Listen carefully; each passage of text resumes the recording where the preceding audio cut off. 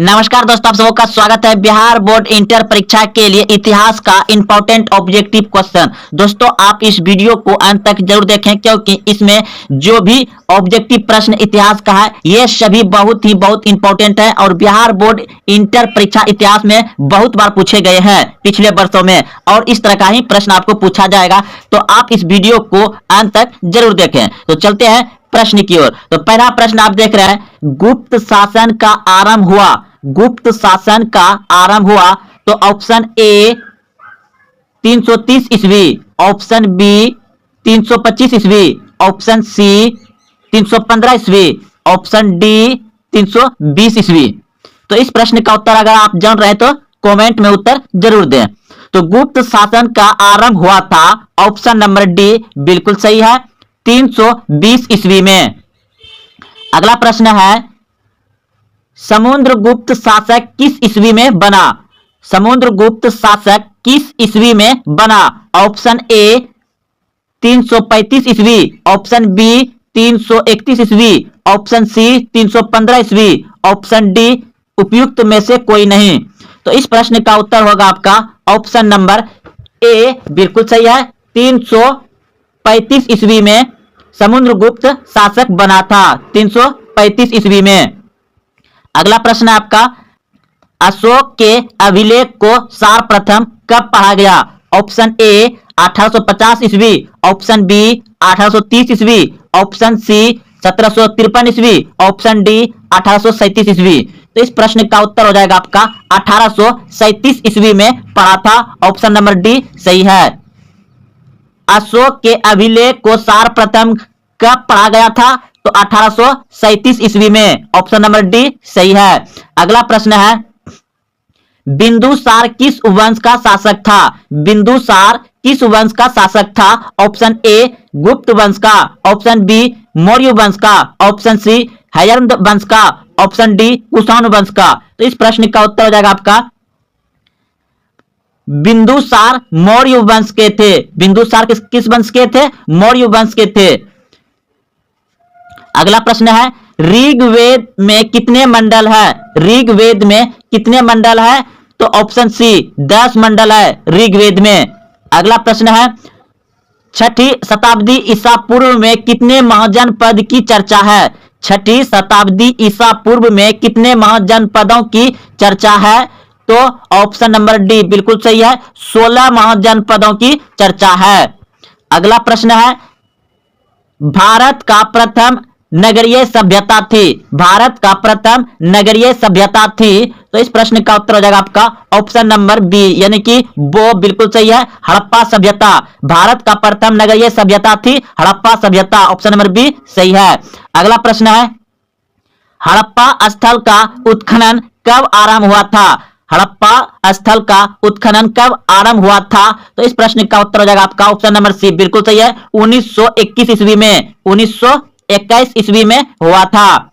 अगला प्रश्न है, निम्नलिखित में किस विष्णु का अवतार माना जाता है। निम्नलिखित में किसे विष्णु का अवतार माना जाता है तो ऑप्शन नंबर बी बिल्कुल सही है, गौतम बुद्ध को विष्णु का अवतार माना जाता है, ऑप्शन नंबर बी सही है। अगला प्रश्न है, मगध महाजनपद की राजधानी थी। मगध महाजनपद की राजधानी थी। Option A Rajgir, option B Vaishali, option C Champa, option D Mathura. तो इस प्रश्न का उत्तर हो जाएगा आपका ऑप्शन नंबर ए यानी कि राजगीर। मगध जनपद की राजधानी कहां थी, राजगीर, ऑप्शन नंबर ए यानी ओ सही है। अगला प्रश्न है, पुरंदर। पुरंदर के नाम से कौन जाना जाता है। पुरंदर के नाम से कौन जाना जाता है तो ऑप्शन नंबर डी बिल्कुल सही है, पुरंदर के नाम से जाना जाता है इंद्र को, ऑप्शन नंबर डी सही है।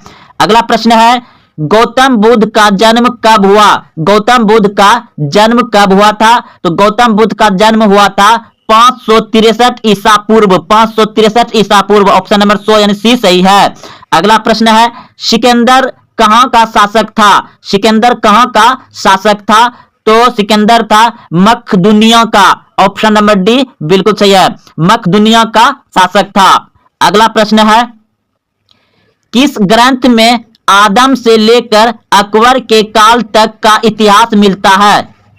किस ग्रंथ में आदम से लेकर अकबर के काल तक का इतिहास मिलता है? तो इस प्रश्न का उत्तर हो जाएगा आपका ऑप्शन नंबर बी, बिल्कुल सही है, अकबरनामा में, अकबरनामा में। अगला प्रश्न है, अकबर ने अब्बुल फजल से अपने स्वयं के काल का इतिहास लिखवाया, प्राचीन काल में ऐसी परंपरा कहां थी? अकबर ने अब्बुल फजल से अपने स्वयं के काल का इतिहास लिखवाया, प्राचीन काल में ऐसी परंपरा कहां की थी?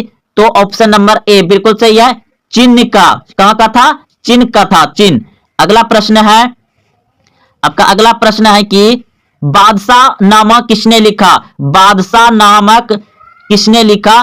तो बादशाह नामक ग्रंथ लिखा है आपका अब्बुल फजल ने, अब्बुल फजल ने हो जाएगा आपका ऑप्शन नंबर वो बिल्कुल सही है, ऑप्शन नंबर बी, अब्बुल फजल। अगला प्रश्न है आपका, फतेहपुर सीकरी को राजधानी किसने बनाया? फतेहपुर सीकरी को राजधानी किसने बनाया? तो अकबर ने, ऑप्शन नंबर ए यानी ओ सही है, फतेहपुर सीकरी को राजधानी किसने बनाया था? अकबर ने। अगला प्रश्न है, दरबार में अभिवादन का तरीका निम्न में से कौन सा था? दरबार में अभिवादन का तरीका निम्न में से कौन सा था? तो ऑप्शन नंबर डी बिल्कुल सही है, उपयुक्त सभी, उपयुक्त सभी हो जाएगा, ऑप्शन नंबर डी, उपयुक्त सभी। अगला प्रश्न है, मुमताज एवं शाहजहां की पुत्री का नाम क्या था? मुमताज एवं शाहजहां की पुत्री का नाम क्या था? तो जहां आरा, रोशन आरा, गोहर आरा, यानी उपयुक्त सभी, ऑप्शन नंबर डी बिल्कुल सही है, मुमताज एवं शाहजहां की पुत्री का नाम था, उपयुक्त सभी हो जाएगा, इसमें तीनों था। अगला प्रश्न है आपका, सर्वप्रथम विजयनगर की यात्रा पर आने वाला विदेशी यात्री कौन था? सर्वप्रथम विजयनगर की यात्रा पर आने वाला विदेशी यात्री कौन था? तो ऑप्शन नंबर ए बिल्कुल सही है, यानी ओ निकोली केंटी, निकोली केटी। अगला प्रश्न है, शेख कुतुबुद्दीन बख्तियार काकी की संबंध किस सूफी संप्रदाय से है? शेख कुतुबुद्दीन बख्तियार काकी का संबंध किस सूफी संप्रदाय से है? तो इस प्रश्न का उत्तर हो जाएगा आपका ऑप्शन नंबर ए बिल्कुल सही है, चिश्ती संप्रदाय से, ऑप्शन नंबर ओ यानी ए सही है। अगला प्रश्न है, ख्वाजा मुउद्दीन चिश्ती, ख्वाजा मुउद्दीन चिश्ती की अजमेर स्थित दरगाह पर सर्वप्रथम कौन सा सुल्तान आया? ख्वाजा मुउद्दीन चिश्ती की अजमेर स्थित दरगाह पर सर्वप्रथम कौन सा सुल्तान आया? तो इस प्रश्न का उत्तर हो जाएगा आपका ऑप्शन नंबर बी बिल्कुल सही है, मोहम्मद बिन तुगलक, मोहम्मद बिन तुगलक आया।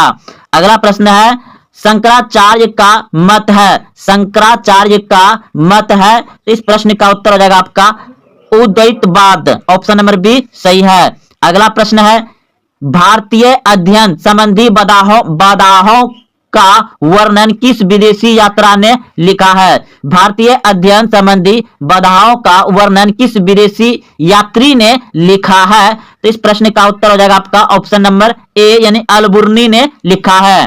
अगला प्रश्न है, लाहौर में एक 12 वर्षीय बालिका को जबरदस्ती सती बनाए जाने की मॉर्टिंग घटना का आंखों देखा हाल किस विदेशी यात्री ने बताया? लाहौर में एक 12 वर्षीय बालिका को जबरदस्ती सती बनाए जाने की मौखिक घटना का आंखों देखा हाल किस विदेशी यात्री ने बताया? तो इस प्रश्न का उत्तर हो जाएगा आपका ऑप्शन नंबर डी बिल्कुल सही है। दोस्तों, अगर आप अभी तक वीडियो को लाइक नहीं किए हैं तो लाइक जरूर करें और अपने दोस्तों में शेयर जरूर करें, क्योंकि ये सभी बहुत ही इंपॉर्टेंट इतिहास का प्रश्न है जो परीक्षा में आपको पूछा जाएगा। अगला प्रश्न है कि अमला किसके द्वारा भेजा गया अधिकारी होता था? तो इस प्रश्न का उत्तर हो जाएगा आपका ऑप्शन नंबर बी बिल्कुल सही है, जमींदार। अगला प्रश्न है, इंग्लिश ईस्ट इंडिया कंपनी को कब बंगाल की दीवानी प्राप्त हुई? इंग्लिश ईस्ट इंडिया कंपनी को कब बंगाल की दीवानी प्राप्त हुई? तो इस प्रश्न का उत्तर हो जाएगा 1765 ईस्वी में, 1765 ईस्वी में। अगला प्रश्न है, झांसी की रानी लक्ष्मीबाई की मृत्यु कब हुई? झांसी की रानी लक्ष्मीबाई की मृत्यु कब हुई? तो इस प्रश्न का उत्तर हो जाएगा आपका ऑप्शन नंबर बी बिल्कुल सही है, मई 1857 ईस्वी को, मई 1857 ईस्वी को। अगला प्रश्न है, 1857 ईस्वी के विद्रोह में किन गोपनीय संकेतों का उपयोग किया गया था? 1857 ईस्वी के विद्रोह में किन गोपनीय संकेतों का प्रयोग किया गया था? तो इस प्रश्न का उत्तर हो जाएगा आपका ऑप्शन नंबर बी, बिल्कुल सही है, चायपत्ती और कमल का फूल। चायपत्ती और कमल का फूल। अगला प्रश्न है, बॉम्बे में विश्वविद्यालय की स्थापना कब की गई? बॉम्बे में विश्वविद्यालय की स्थापना कब की गई थी? तो 1840 ईस्वी में, 1840 ईस्वी में किया गया था। अगला प्रश्न है, भारत में रेल सर्वप्रथम किस गवर्नर ने चलाया था? भारत में रेल सर्वप्रथम किस गवर्नर ने चलाया था? तो इस प्रश्न का उत्तर हो जाएगा आपका ऑप्शन नंबर बी, बिल्कुल सही है, लॉर्ड डलहौजी ने। भारत में सर्वप्रथम रेल किस गवर्नर जनरल ने चलाया था? तो लॉर्ड डलहौजी ने। अगला प्रश्न है, खेरा गुजरात में किसान आंदोलन कब हुआ था? खेरा गुजरात में किसान आंदोलन कब हुआ था? तो इस प्रश्न का उत्तर हो जाएगा 1918 ईस्वी में, 1918 ईस्वी में। अगला प्रश्न है, जलियांवाला बाग हत्याकांड कब हुआ था? जलियांवाला बाग 13 अप्रैल 1919 ईस्वी में, 13 अप्रैल 1919 ईस्वी में। ऑप्शन नंबर आपका ए हो जाएगा, 13 अप्रैल 1919 ईस्वी में। अगला प्रश्न है, काला कानून किसे कहा गया है? काला कानून किसे कहा गया है? तो रौलेट एक्ट को काला कानून कहा गया है, रौलेट एक्ट को काला कानून कहा गया है। अगला प्रश्न है, भारत छोड़ो आंदोलन किस वर्ष हुआ था? भारत छोड़ो आंदोलन किस वर्ष हुआ था? तो 1942 ईस्वी में हुआ था। भारत छोड़ो आंदोलन कब हुआ था? 1942 ईस्वी में, 8 अगस्त 1942 ईस्वी में। ऑप्शन नंबर सी बिल्कुल सही है, 8 अगस्त 1942 ईस्वी को भारत छोड़ो आंदोलन शुरू हुआ था।